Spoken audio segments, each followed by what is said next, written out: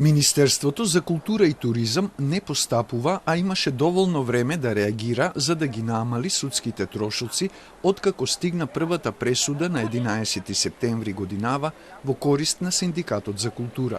Ова денеска го кажа председателката на СКРМ, откако вчера на прес извести за добиената пресуда од вкупно 800 тужби што му се закануваат на Министерството за, како што велат од Синдикатот, незаконските пресметки на плати и решенија од април наваму, направени од страна на поединци во ресорното министерство.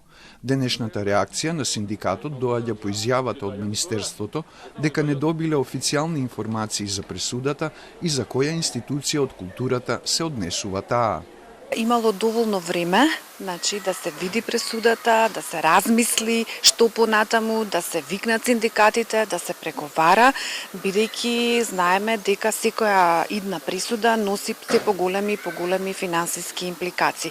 Имајќи во предвид дека синдикатот поднесува и веќе и нови тужби, а тоа е за парично побарување на разлика во плата. Со порастот на минималецот во март, вработените во институциите од културата требаше да добијат 8,5% повисоки плати согласно колективните договори за култура и за јавен сектор и Законот за работни односи, но тие добија за 3% пониски примања со кратење од 10% што требаше да ги добијат согласно колективниот договор за јавен сектор. Во пресудата што ја лиферуваа од Синдикатот, се вели дека во Министерството го пресметале зголемувањето од 10% согласно колективниот договор за јавен сектор како разлика добиена во септември 2023 година, а тоа зголемување треба да се додаде на основната бруто плата. Затоа од Синдикатот повикуваат да не се игнорира проблемот и да седнат на маса за заедничко изнаоѓање решение. Во спротивно најавија продолжување на правната битка и барање одговорност за оштетениот буџет. Зошто ресорното министерство не реагира благовремено за да ги спречи финансиските импликации врз буџетот?